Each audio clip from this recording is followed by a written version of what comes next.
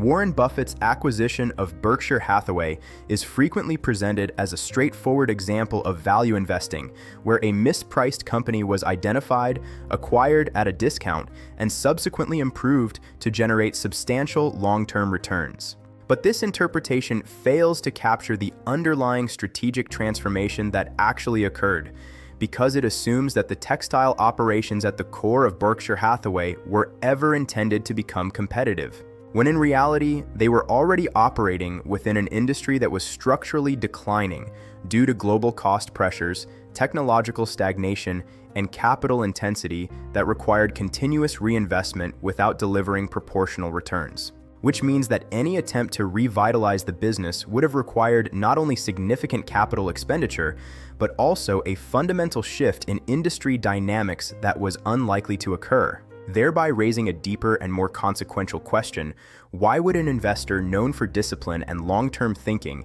choose to take control of a business that could not be fixed unless the objective was not to fix it at all, but to extract value from a dimension that was invisible to conventional analysis? To understand this transformation, it is necessary to examine the broader context in which Berkshire Hathaway operated during the 1960s. When the New England textile industry was experiencing a prolonged and irreversible decline, driven by the migration of manufacturing to regions with lower labor costs and more efficient production capabilities, creating a competitive environment in which legacy firms were unable to maintain profitability without constant reinvestment into increasingly obsolete infrastructure. And as a result, companies like Berkshire Hathaway found themselves trapped in a cycle where capital expenditures were required merely to sustain operations, rather than to generate growth, effectively turning the business into what can be described as a melting ice cube. Within this context, most executives would interpret the situation as a problem to be solved, focusing on cost reduction, operational efficiency, or strategic repositioning, because the prevailing assumption is that the purpose of management is to preserve and improve the core business. But Warren Buffett approached the situation from a fundamentally different perspective, recognizing that the true risk was not the decline of the textile industry itself, but the misallocation of capital into an activity that could not generate adequate returns, which led to a critical inversion of the problem, where instead of asking how to save the business, he asked how to prevent the business from destroying value. And once the problem is reframed in this way, the implications become more radical than they initially appear, because if the business cannot be improved and should not be funded, then the only remaining question is what role, if any, it can still play within a larger system. The answer to that question lies in the distinction between a company's operational identity and its structural function,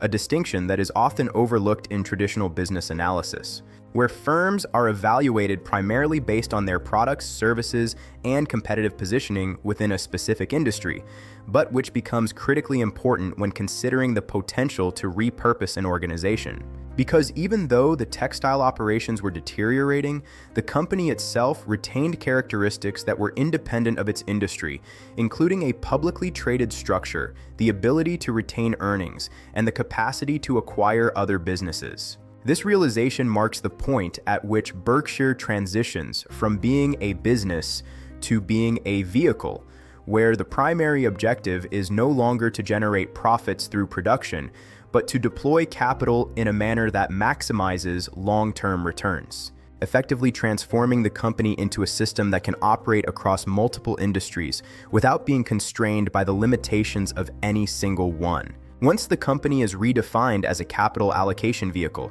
the decision-making framework shifts accordingly, because every dollar generated by the existing operations must now be evaluated in terms of its potential return if deployed elsewhere, which introduces a continuous process of comparison between internal reinvestment opportunities and external alternatives. And as higher return opportunities are identified, capital is progressively redirected away from the textile business and toward these new investments, resulting in a gradual but irreversible transformation. This process is not instantaneous, nor is it driven by a single decisive action, but rather by a series of incremental decisions that consistently favor higher return uses of capital, which over time accumulate into a structural shift that redefines the nature of the organization, demonstrating that transformation at this scale does not require dramatic change, but sustained discipline. However, reallocating capital from a declining business can only achieve limited scale because the total amount of capital available is constrained by the cash flows generated by that business.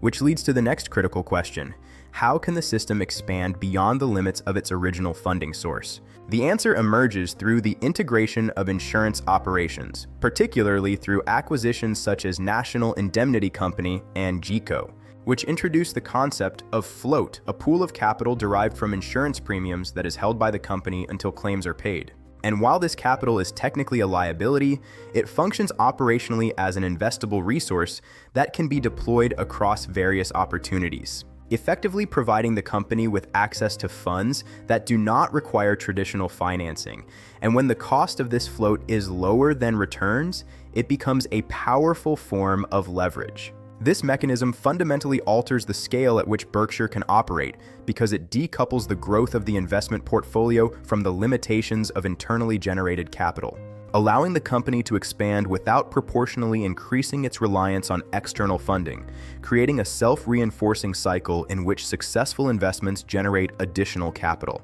And once capital is no longer the limiting factor, the constraint shifts from availability to allocation, raising a more subtle but equally important question: what determines whether this expanding pool of resources is used effectively or wasted? At this stage, the defining characteristic of Berkshire's strategy becomes not what it does, but what it refuses to do. Because the ability to allocate capital effectively depends as much on avoiding poor investments as it does on identifying good ones, which requires a level of discipline that is often difficult to maintain in competitive environments. And this is where the rejection of the sunk cost fallacy becomes particularly significant, because it allows the company to treat past investments as irrelevant to future decisions, ensuring that capital is allocated on expected returns rather than historical commitments. This principle is most clearly illustrated in the decision to cease reinvestment in the textile operations, where continuing to fund the business would have represented a misallocation of resources.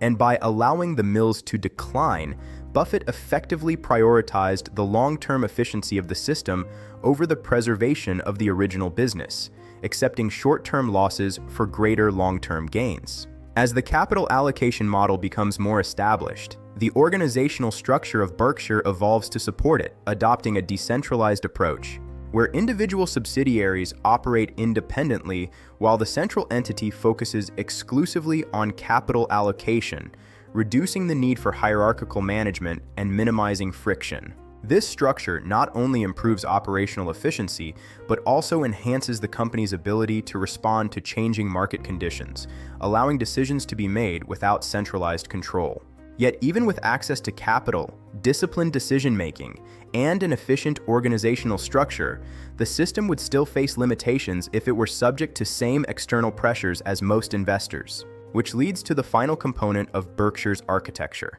It operates with permanent capital, meaning it is not required to return funds to investors or liquidate positions based on short-term considerations, allowing it to maintain a long-term perspective that is insulated from market volatility, creating a psychological advantage that is as important as any financial mechanism. Because it enables the company to remain rational in situations where others are forced to act, such as during market downturns when liquidity constraints and investor panic drive selling. This ability to act independently of market sentiment allows Berkshire to capitalize on opportunities precisely because other participants are constrained, reinforcing its position as a disciplined system. When these elements are combined, the result is not simply a successful company, but a system with emergent properties, where the interaction between permanent capital, insurance float, decentralized management, and disciplined allocation creates a self-reinforcing mechanism that continuously adapts to changing conditions,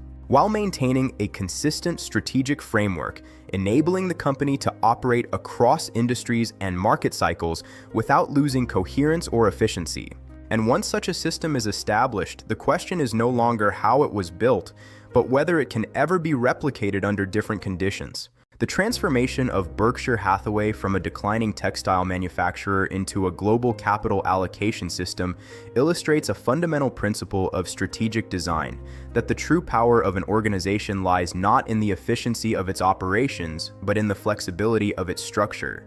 And by redefining the purpose of the company from producing goods to allocating capital, while simultaneously integrating mechanisms that enhance scale, reduce constraints, and enforce discipline, Buffett created a model that challenges conventional approaches, demonstrating that long-term success is not determined by the industries in which a company operates, but by the systems through which it deploys its resources. And that, in a world where capital is abundant, but effectively allocating it remains difficult, the ultimate competitive advantage may lie in the ability to consistently make better decisions about where capital should go.